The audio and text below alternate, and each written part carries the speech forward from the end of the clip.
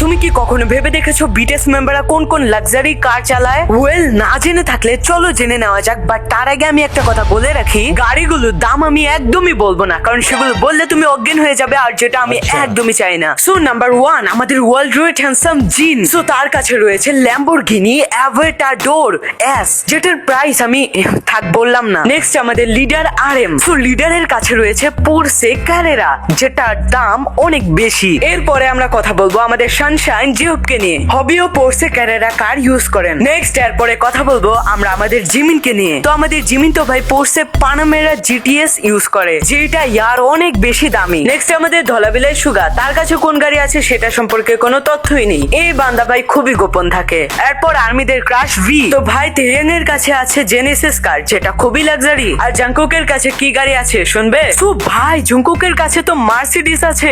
এইবার কমেন্টে জানাও তো তুমি কার গাড়িতে চড়ে পুরো সাউথ কোরিয়া ঘুরতে চাও।